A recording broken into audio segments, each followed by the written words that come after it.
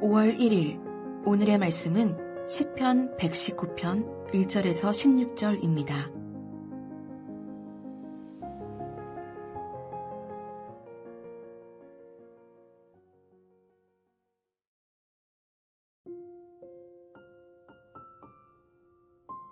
행위가 온전하여 여호와의 율법을 따라 행하는 자들은 복이 있으며 여호와의 증거들을 지키고 전심으로 여호와를 구하는 자는 복이 있도다. 참으로 그들은 불의를 행하지 아니하고 주의 도를 행하는도다. 주께서 명령하사 주의 법도를 잘 지키게 하셨나이다. 내 길을 굳게 정하사 주의 율례를 지키게 하소서. 내가 주의 모든 계명에 주의할 때에는 부끄럽지 아니하리이다. 내가 주의 의로운 판단을 배울 때에는 정직한 마음으로 주께 감사하리이다. 내가 주의 율례들을 지키오리니 나를 아주 버리지 마옵소서. 청년이 무엇으로 그의 행실을 깨끗하게 하리이까? 주의 말씀만 지킬 따름이니이다. 내가 전심으로 주를 찾았사오니 주의 계명에서 떠나지 말게 하소서. 내가 주께 범죄하지 아니하려 하여 주의 말씀을 내 마음에 두었나이다. 찬송을 받으실 주 여호와여, 주의 율례들을 내게 가르치소서. 주의 입의 모든 규례들을 나의 입술로 선포하였으며 내가 모든 재물을 즐거워함 같이 주의 증거들의 도를 즐거워하였나이다. 내가 주의 법도들을 작은 소리로 읊조리며 주의 길들에 주의하며 주의 율례들을 즐거워하며 주의 말씀을 잊지 아니하리이다. 시편 119편 1절에서 16절 말씀을 함께 묵상하겠습니다. 어제부로 아가서 묵상이 끝이 났습니다. 아가서 본문을 꼼꼼히 이해하려면 어려운 본문이긴 하지만 어떤 의미인지를 생각하면 쉽게 묵상될 수 있는 본문인데요. 가장 중요한 의미는 결혼 안에서 배우자를 진정으로 사랑하고 그 사랑을 영위하는 것이 행복한 삶이며 하나님이 기뻐하는 삶이라는 것이지요. 그런 사랑의 기초가 바로 하나님의 사랑이고요. 그러한 영원한 사랑, 솟구치도록 아름다운 사랑을 해가는 우리 모두가 되길 바라고 소원합니다. 오늘부터 11일 주일까지는 시편 119편을 묵상합니다. 시편 119편은 11일 동안 묵상해야 할 만큼 긴 시편으로 시편 중에서 가장 긴 시편입니다. 시편 119편의 묵상을 돕기 위해서 시편 119편을 잠시 설명하도록 하겠습니다. 주석이나 참고가 될 만한 책을 보신 성도님들은 시편 119편을 이합체 또는 답관체 시로 알려져 있다고 기록되어 있을 것입니다. 이러한 형태의 시는 히브리어 알파벳 첫 자음부터 마지막 자음까지 총 22개의 자음의 순서에 따라 각절을 시작하고 있다는 것입니다. 조금 더 설명드리면요. 히브리어 자음은 총 22개로 되어 있는데 그 자음 순서대로 한 자음에 8개씩, 그러니 22개 자음 곱하기 8절 해서 총 176절로 구성되어 있습니다. 매일 성경은 22개의 자음을 하루에 2자음씩 묵상할 수 있도록 구성했습니다. 그러니 11일 동안 묵상하는 것이지요. 이러한 구성을 가진 시편이 몇 편 더 있습니다. 시편 25편, 34편, 37편, 111편, 112편, 114편 모두 히브리어 자음 순서대로 기록하고 있는데요. 이 시편들은 한 자음에 한 절씩 구성되어 있습니다. 그러나 시편 119편은 한 자음에 8절을 구성하고 있습니다. 그러니 시편 119편은 시편을 지은 저자가 얼마나 헌신적으로 그리고 공들여서 묵상하고 기도하면서 이 시편을 기록했는지 충분히 미루어 짐작이 갑니다. 시편 119편의 가장 큰 특징은 말씀, 율법, 즉 토라에 대한 다양한 표현이 나온다는 것인데요. 우리말로 하면 말씀, 판단, 증거, 율례, 법도, 계명 등으로 기록되어 있는데요. 기록된 횟수도 엄청납니다. 토라는 35번, 말씀은 22번, 판단은 23번, 증거는 23번, 율례 22번, 법도들 21번, 계명들 22번, 말씀 또는 약속이 21번이나 기록되어 있습니다. 그러니 시편 119편에서 말씀, 토라, 율법을 얼마나 중요하게 생각하는지 알 수 있지요. 그래서 시편 119편을 토라, 즉 율법시라 하며 지혜의 시에 속하고 있습니다. 119편의 주요한 주제는 하나님의 말씀을 가까이 하고 그 말씀을 지켜 순종하는 자가 복이 있는 사람이라는 것인데요. 이 주제는 시편 전체의 주제와 맥을 같이 합니다. 시편 전체의 주제는 시편 1편에 선명하게 나와 있는데요. 시편 1편은 복 있는 사람이라고 시작하면서 오직 여호와의 율법을 묵상하며 그 율법을 주야로 묵상하는 자가 복이 있는 사람이라고 하지요. 결국 참된 지혜자는 하나님의 말씀을 묵상하고 그 율법에 순종하는 자이며 참된 지혜는 여호와의 말씀, 율법, 토라인 것입니다. 그 주제가 시편 119편을 관통하는 주제이며 시편의 주제인 것입니다. 이러한 맥락에서 시편 119편을 이해하고 묵상하시면 묵상하는 데 도움이 되실 것이고요. 시편 119편은 율법과 유사한 단어가 많이 나온 것을 제외하고는 내용 자체가 그리 어렵진 않습니다. 다만 그 내용을 순종하기 어려운 것이지요. 이제 오늘 본문을 설명할 텐데요. 매일 성경 본문은 히브리어 2개의 자음을 시작함으로 시편이 시작됩니다. 오늘 본문 첫째 단락 1절에서 8절은 히브리어 자음 알렙으로 시작하고요. 두 번째 단락 9절에서 16절은 두 번째 자음 베트로 시작합니다. 첫째 단락 알렙으로 시작하는 1절에서 8절을 살펴보겠습니다. 조금 전에 설명드렸듯이 시편의 전체 주제가 시편 119편 1절에서 선언적으로 기록되고 있습니다.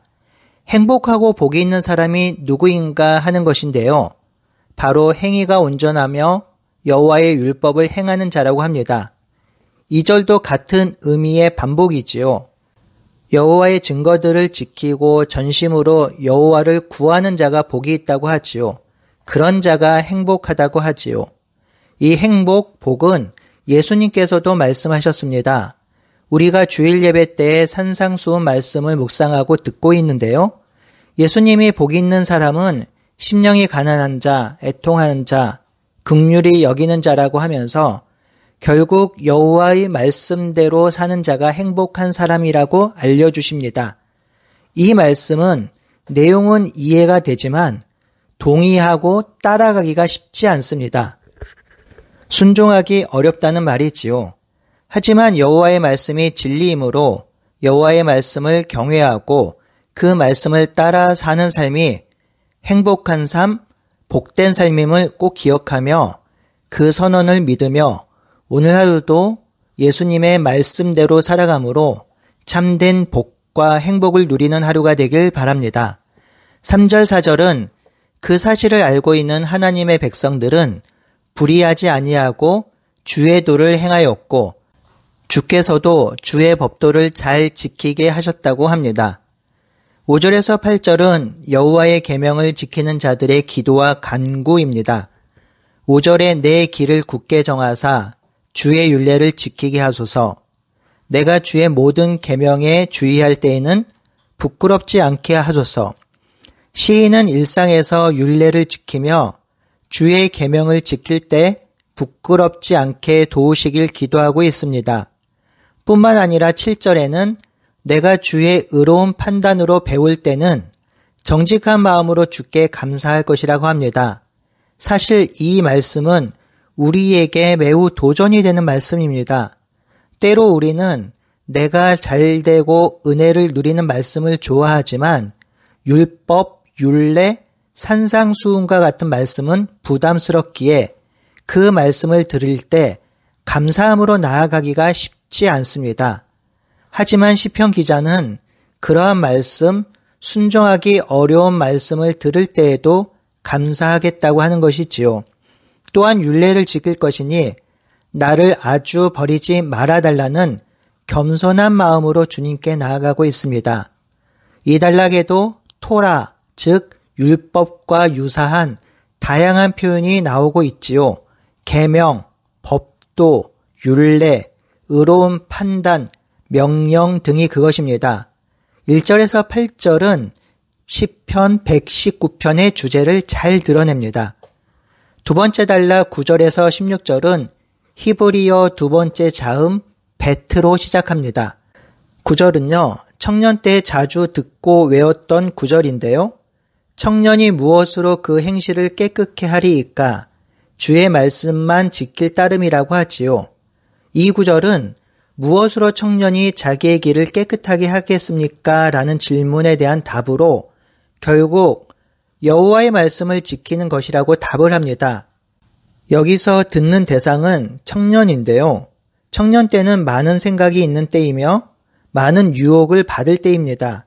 아직 자기의 세계관이 정립되어 있지 않고 아직 인생의 쓴맛을 경험하지 않은 때라서 가장 많은 변화를 경험하는 때이며 이때 마음과 뜻을 정하여 주의 말씀을 지키기로 결정하고 결단하면 그 청년이 가는 길은 옳은 길이며 선한 길이며 깨끗한 길을 걸어갈 수 있다는 것을 강조하고 있습니다. 9절에서 11절은 5절에서 8절의 내용과 비슷합니다. 기도이지요. 내가 전심으로 주를 찾았사오니 주의 계명에서 떠나지 않게 하소서. 내가 주께 범죄하지 아니하려고 주의 말씀을 내 마음에 두었다고 합니다. 이 본문에서 반복적인 표현이 있는데요. 전심, 마음입니다. 모두 다 마음에 말씀을 두었다는 것인데요. 이 전심이란 말은 2절에도 나옵니다. 주의 말씀과 법도를 지키려면 그 마음에, 그 중심에 말씀과 율례가 있어야 하는 것이며 마음에 율례와 말씀이 있을 때에 말씀을 따르는 행실과 순종이 가능하다는 것입니다. 성도 여러분, 우리의 마음은 진공 상태를 싫어합니다. 공허를 싫어합니다. 그래서 그 마음에 자꾸만 무언가를 채우려고 합니다. 그러니 이 마음에 말씀과 율례가 채워지지 않으면 다른 것으로 채워져서 말씀에 순종하기가 어렵습니다. 그래서 우리가 이 마음에 말씀을 채우기 위해서 날마다 묵상하고 암송하고 성경을 읽는 것입니다. 오늘 우리의 마음에 무엇이 채워져 있습니까? 걱정과 근심과 돈과 분주함인가요? 아니면 말씀인가요? 말씀으로 채워진 인생은 행실이 깨끗하여 죄를 멀리하게 되는 것입니다. 그러한 행실이 15절, 16절에 나옵니다. 내가 주의 법도들을 작은 소리로 읊조리며 주의 길들에 주의하며 주의 율례들을 즐거워하며 주의 말씀을 잊지 않겠다고 하지요. 모두 같은 의미입니다. 작은 소리로 읊조리는 것은 묵상하고 암송하고 되뇌이는 것이지요. 결국 그렇게 될 때 그 율법을 즐거워하며 그 말씀을 잊지 않게 되는 것이지요. 이런 광고가 있습니다. 어떤 영양제 광고인데요. 이런 강력한 메시지를 던지죠. 이 영양제를 먹은 날과 안 먹은 날을 비교해 보십시오. 아로나민 골드 광고인데요. 제가 영양제를 홍보하는 것은 아니고요. 얼마나 그 약에 자신이 있으면 이런 광고를 할까 싶습니다. 저도 여러분께 도전을 던집니다. 묵상을 한 날과 하지 않은 날을 비교해 보십시오. 또 1년 동안 꾸준히 묵상을 한 인생과 그렇지 않은 인생을 비교해 보십시오. 아니, 평생을 말씀을 묵상하며 순종하고 산 인생과 그렇지 않은 인생을 비교해 보십시오. 정말 어떤 인생이 복받은 인생이며 어떤 인생이 행복한 인생인지 비교해서 생각해 보십시오. 때로는 말씀을 묵상하며 그 말씀에 순종하는 것이 어렵고 힘들지라도 그 말씀을 순종하는 인생이 복된 인생임을 기억하며 오늘도 그 말씀과 동행하며 행복한 하루를 살아가는 우리 모두가 되길 바라고 소원합니다. 함께 기도하겠습니다. 하나님, 하나님을 떠나서 내 죄악 가운데 거하며 사탄의 종으로 따라 사는 우리들을 사랑하여 주셔서 하나님 백성 삼아 주시고 하나님의 백성으로서 율법과 계명과 말씀을 지키며 살아갈 수 있도록 인도해 주시니 참으로 감사드립니다. 하나님, 그 말씀을 묵상하며 말씀에 순종하는 삶이 복되고 행복한 삶임을 기억하게 하여 주시고 날마다 하나님의 말씀을 묵상하고 읊조리며 그 말씀이 우리를 이끌 수 있도록 인도하여 주시옵소서. 우리 안에 내주하시는 성령 하나님, 우리가 그러한 인생을 살 수 있도록 우리를 붙들어 주시고 인도하여 주시옵소서. 살아계신 예수님의 이름으로 기도드리옵나이다. 아멘.